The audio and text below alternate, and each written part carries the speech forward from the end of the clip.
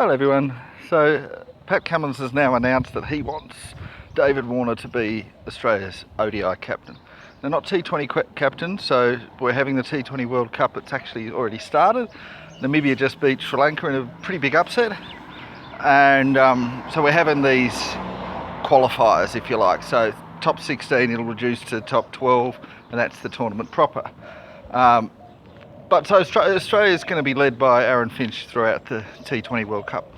But after that finishes, we might well need a new ODI captain. Who is that going to be? So I'm going to look at the pros and cons of whether or not we should have David Warner. So I'm going to start off by looking at the ball tampering scenario. So first of all, there is no doubt that ball tampering did occur. And it would have occurred by Cameron Bancroft. There is no doubt that nobody else conducted ball tampering. David Warner and Steve Smith did not do ball tampering. What they were accused of doing, and said that they didn't do, so they completely denied it, was, well, in Steve Smith's case it was covering it up, and in David Warner's case he was said to have told him to do it. David Warner was said to have told Cameron Bancroft to do it, and the only person that said that David Warner told him to do that was Cameron Bancroft. Nobody else suggested that, only Cameron Bancroft. And Cameron Bancroft has since then said that everybody told him to do it, and he said so many other stories that we cannot trust that.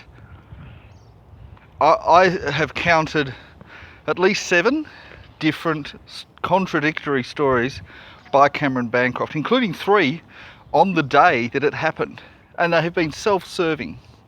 And the only reason, in my view at least, the only reason that he blamed David Warner was because of Mitchell Starc.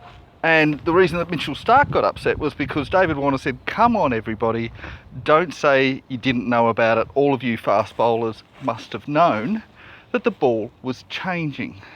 And he wanted them all to admit to knowing about it, all the fast bowlers, and Mitchell Starc didn't accept that. He didn't accept that he was responsible for it, so he said, how dare you, I'm never going to work with you again.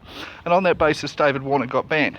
Now if you're going to criticise David Warner for that, you would say, well, David Warner, stop trying to throw the fast bowlers under the bus. Stop trying to support Cameron Bancroft. Which is in a similar way to how Steve Smith did the wrong thing by accepting Cameron Bancroft's false claims that he'd used, felt sunglasses cases and all these other lies that Bancroft told Smith. Smith should have investigated better before he did that. And look, I agree that Smith should have had a penalty, and I agree with the ICC penalty of 1 match. And I think it's reasonable that David Warner could have had a penalty as well. Perhaps a fine, half of his match fees, for throwing the fast bowlers under the bus like that. It was quite inappropriate for him to make that sort of outburst, and it's consistent with what he said. He said on numerous other occasions. Cameron Bancroft took advantage of that to try to get off, and to try to get David Warner to take the blame instead of him, and we've all fallen for that. And that is really unfortunate.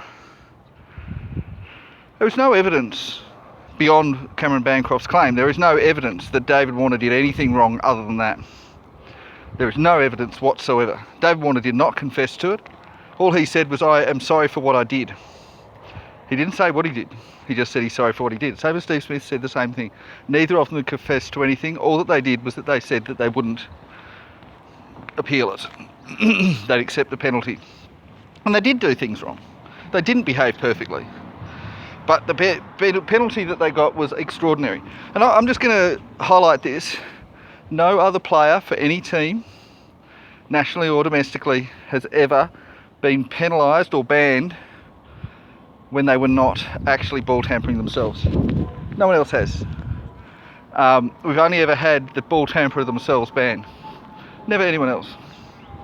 We've never had them banned for more than 2 or 3 matches, and we've had them become captain afterwards. We've had them be captain when they did it. We've had them stay as captain. Had Faf du Plessis become captain in spite of, I think he had 2 or even 3 ball tampering offences against him.